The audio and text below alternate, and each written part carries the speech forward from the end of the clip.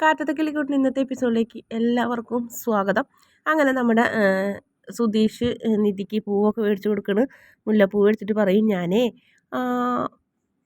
നിധി സാരി ഉടുക്കുമെന്ന് എനിക്ക് അറിയായിരുന്നു, അതുകൊണ്ട് വാങ്ങിയാൽ കേട്ടോ എന്ന് പറഞ്ഞ് താങ്ക്സ് ഒക്കെ പറയും. എന്നിട്ട് നിധി മുല്ലപ്പൂ വയ്ക്കുമ്പോൾ നമ്മുടെ നികേഷ് സുധീഷിനോട് ഇങ്ങനെ പറയും, ചേർന്ന് പറയും. അങ്ങനെ നിധി കേൾക്കാണ്ട് അങ്ങനെ സുധീഷ് ചേർന്ന് നിൽക്കും. അതിൻ്റെ 2-3 ഫോട്ടോ ഒക്കെ നമ്മുടെ നികേഷ് എടുക്കുന്നുണ്ട്. അതിനുശേഷം എല്ലാവരും റെഡി ആയില്ലേ എന്നൊക്കെ ചോദിക്കും. അപ്പോഴത്തേനും സുനന്ദയും അശ്വിനും വരും. പറയും, നമുക്ക് എല്ലാവർക്കും ഒന്നിച്ച് പോകാമെന്ന് പറയും അശ്വിൻ. അതിനെന്താന്ന് നമ്മുടെ സുഭാഷ് പറയുമ്പോൾ അമ്മായി പറയും, വേണ്ട, അവർ തനിയെ പൊക്കോട്ടെ, നമുക്ക് പിന്നെ പോകാമെന്ന് പറയും. എന്നാൽ ശരി. എന്നിട്ട് അവർ പോകും. ഇതിന് ശേഷം ഇവരെല്ലാവരും കൂടെ ഒരുങ്ങി പോകാൻ പോകണം. അപ്പോൾ നമ്മുടെ തന്തപ്പിടിയോ എന്ന് ചോദിക്കും. കാലത്ത് തന്നെ വന്ന് കുളിച്ച് പോകണ്ടായിരുന്നു, ഒരു പക്ഷേ അമ്പലത്തിലേക്കാവോ ആർക്കറിയാമെന്ന് പറയും. അങ്ങനെ അവരെല്ലാവരും കൂടെ അമ്പലത്തിലെത്തുമ്പോൾ അവിടെയുണ്ട് ഭാസ്കരൻ തൊഴുത് വഴിപാടൊക്കെ കഴിച്ച് എല്ലാം സെറ്റപ്പായിട്ട് നമ്മുടെ പ്രസിഡൻറ്റിൻ്റെ കൂടെ വരണം. ഇവിടെ എത്തിയോന്നറിയാം, ഭാസ്കരേട്ടൻ വന്ന് തൊഴുത് വഴിപാടൊക്കെ കഴിച്ചു എന്ന് മണി പറയും. അപ്പോഴത്തേനും അവരെല്ലാവരും കൂടെ അകത്തേക്ക് കയറി തൊഴാൻ പോകുമ്പോൾ ലളിത വന്ന് കുശുമ്പൂത്തും. അതെ, ഇത്രയും നാളില്ലാത്ത ആൾക്കാരല്ലേ ഇപ്പോൾ വന്നേക്കണേ. അല്ല, ഞങ്ങൾ കൊടുക്കുന്ന പോലെ മുറപ്രകാരം അമ്പലത്തിലേക്ക് കൊടുക്കേണ്ട വഴിപാടും സംഭാവനയൊക്കെ ഒന്നിച്ച് മേടിച്ചിട്ട് അവരൊക്കെ പൂജ ചെയ്യിച്ചാൽ മതി എന്ന് പറയും. എന്താ ലളിതേച്ചി ഇത് എല്ലാം കൂടെ ഒന്നിച്ച് മേടിക്കാൻ പറ്റുമോ എന്ന് ചോദിക്കും. അപ്പോഴത്തേക്കും പ്രസിഡൻറ്റും പറയും, അതെ, അവരിപ്പോൾ കേട്ടറിഞ്ഞ് വന്നിട്ടല്ലേ ഉള്ളൂ, അപ്പോൾ അവർ ഇങ്ങനത്തെ കാര്യങ്ങളൊക്കെ അവർ ഭംഗിയായി ചെയ്തോളും. പിന്നെ അപ്പോൾ ഭാസ്കരൻ പറയും, പൂതനെ ഇവിടെ വേണ്ട കാര്യങ്ങളൊക്കെ ഞാൻ സംസാരിച്ചിട്ടുണ്ട് കേട്ടോ പ്രസിഡൻറ്റിനായിട്ടെന്ന് പറയും. നീ ഇതിൽ ഇടപെടണ്ടെന്ന് പറയും.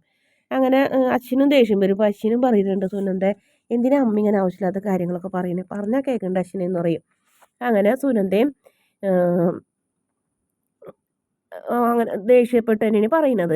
അതിനുശേഷം പിന്നെ എല്ലാവരും കൂടെ ഉള്ളിൽ കയറി പ്രാർത്ഥിക്കുന്നു. അപ്പോൾ ഒരു സൈഡിൽ അശ്വിനും സുനന്ദയും ടീമുകളും, ഇപ്പുറത്തെ സൈഡിൽ ഇവരും. എന്നിട്ട് ഭാസ്കരൻ്റെ മക്കളാണല്ലേ എന്നൊക്കെ ചോദിച്ച് പൂജാരി വന്ന് എല്ലാവർക്കും പ്രസാദമൊക്കെ കൊടുക്കും.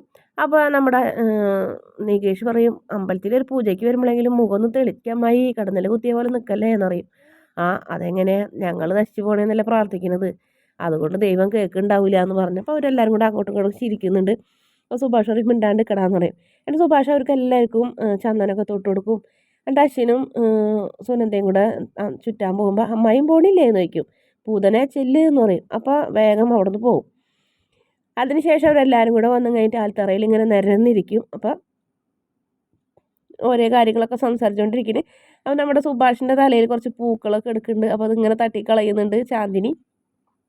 അപ്പോൾ ഹരീഷിന് അത് കാണിച്ചു കൊടുക്കുന്നു നികേഷ്. അങ്ങനെ അവർ കളിയാക്കിയൊക്കെ ചിരിക്കുന്നുണ്ട്. പിന്നെ സുധീഷിനോട് നിതിനായിട്ട് എവിടെയെങ്കിലും കൊണ്ടുപോകാൻ വേണ്ടി നിതിനായിട്ട് ഒന്നിച്ച് നിൽക്കാൻ വേണ്ടിയിട്ടുള്ളൊരു അവസരം ഉണ്ടാക്കണം സുഭാഷ്. നിതിനെയും കൊണ്ടൊന്ന് കറങ്ങാൻ പോയിട്ട് പോകാമെന്ന് പറയും. നമുക്ക് എല്ലാവരും കൂടെ പോകാമെന്ന് പറയും.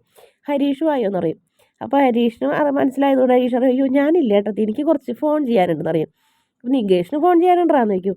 ഫോൺ ചെയ്യാനില്ല, പക്ഷെ എന്നാലും ഞാനില്ല, എനിക്ക് മടിയായി, ഞാനിവിടെ ഇരിക്കട്ടെ എന്ന് പറയും.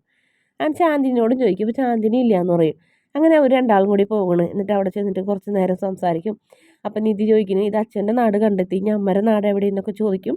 അപ്പോൾ അമ്മയുടെ കാര്യങ്ങൾ പറയുന്നത് അറിയില്ല, കുട്ടിക്കാലത്ത് ഞങ്ങൾ അമ്മ കാണാൻ വരുമായിരുന്നു അമ്മ ജീവിച്ചിരിക്കുമ്പോൾ.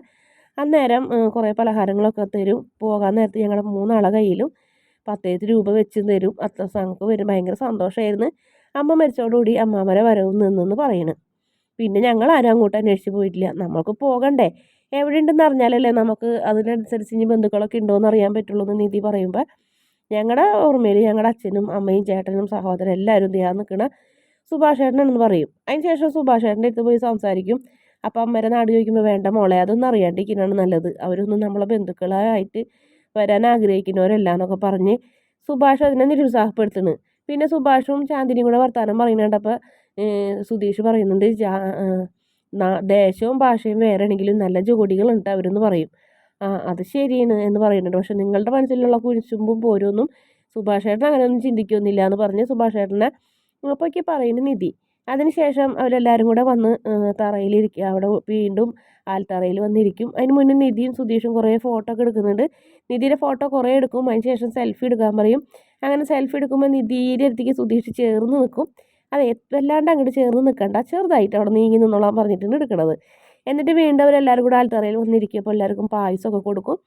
അങ്ങനെ ഒരു സ്ത്രീ വന്നിട്ട് ചോദിക്കും, നിങ്ങൾ ആരാ, കണ്ടിട്ടില്ലല്ലോ എന്ന്, വയസ്സായൊരു തള്ളയായിരുന്നു. വന്ന് ചോദിക്കുന്നുണ്ട്. അപ്പോൾ പറയും ഞങ്ങൾ തിരുവനന്തപുരത്തുള്ളവരെന്ന് പറയും. തിരുവനന്തപുരത്തുള്ളവരല്ലേ ലളിതയും മോളൊക്കെ എന്ന് പറയും. ആ ലളിതര. അപ്പം മണി പറയും ആ ലളിതര ചേട്ടൻ്റെ മക്കളാണത് എന്ന് പറയും. ഓ ആ ഭാര്യനൊക്കെ ഒന്ന് ജയിലിൽ പോയതല്ലേ എന്ന് പറയും. അത് കേട്ടോടുകൂടി എല്ലാവരും ആകെ വല്ലാണ്ടാവും. ഭാസ്കരൻ പെട്ടെന്ന് ചാടി എഴുന്നേറ്റ് അവിടെ നിന്ന് പോകും. അപ്പം പറയും അത് തന്നെ ചേച്ചി അത് തന്നെ പറഞ്ഞു കൊടുക്കുമെന്ന് പറയും. അമ്മായി സ്വത്ത് തർക്കവും മറ്റുള്ള കാര്യങ്ങളും കൊണ്ട് ഇഷ്ടക്കേടുണ്ടെങ്കിലും വായെ തോന്നിയത് പറയരുതിട്ടാന്ന് സുഭാഷ് പറയും. എടാ ഞാനല്ലല്ലടാ പറയണത്, ബാക്കിയുള്ളവരും കൂടി പറയുന്നില്ലേ, നീ ഇത് കാണുന്നില്ലേ എന്ന് ചോദിക്കും എന്ന് പറയുന്നത്. അപ്പോൾ എല്ലാവരും കൂടെ അങ്ങനെ ആകെ ഷോക്കായിട്ട് നിൽക്കുന്നുണ്ട്. അവർക്ക് ആകെ ഭയങ്കര വിഷമാവുന്നുണ്ട്. പിന്നെ കാണിക്കുന്നത് നമ്മുടെ നീതുവിൻ്റെ സഹോദരൻ ഒരു കൂട്ടുകാരനെ സെറ്റ് ചെയ്ത് അമ്പലത്തിൽ പൂജയും കാര്യങ്ങളൊക്കെ കഴിച്ച് ഹരീഷ് ഇല്ലാത്ത തക്കം നോക്കി നീതുവിൻ്റെ കല്യാണം നടത്താനുള്ള തയ്യാറെടുപ്പാണ്. നീതുവിൻ്റെ അമ്മ ഇതൊന്നും അമ്മയ്ക്കറിയാം. നീതു ഇതൊന്നും അറിയാണ്ട് ഓട്ടോറിക്ഷയിൽ പോകണ് അമ്പലത്തിലേക്ക് പോകണമെന്നും പറഞ്ഞിട്ടാണ് കൊണ്ടുപോകണത്. അവിടെ ചെല്ലുമ്പോൾ ബലമായിട്ട് പിടിച്ച് കല്യാണം നടത്താനുള്ള പ്ലാനാണ്. അതിനുശേഷം ചാന്ദിനി വെള്ളത്തിൽ വഴുക്കി വീഴുമ്പോൾ സുഭാഷ് ഇങ്ങനെ താങ്ങിയെടുക്കുന്നുണ്ട്. അത് കണ്ടുകൊണ്ട് നിൽക്കുന്ന സുനന്ദയ്ക്ക് വല്ലാത്തൊരു വെല്ലായ്മ തോന്നുന്നുണ്ട്. അപ്പോൾ സുനന്ദയോട് പറയുന്നുണ്ട് വെള്ളം കണ്ട് വഴുക്കിയിട്ടാണ് എന്നൊക്കെ പറഞ്ഞ് ഇങ്ങനെ സുഭാഷ് ചമ്മലൊതുക്കാൻ നോക്കുന്നുണ്ട്. പിന്നെ ചാന്ദിനി അകത്ത് കയറി വാലടയ്ക്കുമ്പോൾ നമ്മുടെ സുഭാഷിനെ പ്രണയത്തോടെ നോക്കി നിൽക്കുന്നതോടെയാണ് ഈ പ്രമോയുടെ അവസാന ഭാഗം. വീഡിയോ ഇഷ്ടപ്പെടുകയാണെങ്കിൽ ഈ ചാനൽ ഒന്ന് സബ്സ്ക്രൈബ് ചെയ്ത് സപ്പോർട്ട് ചെയ്യണേ.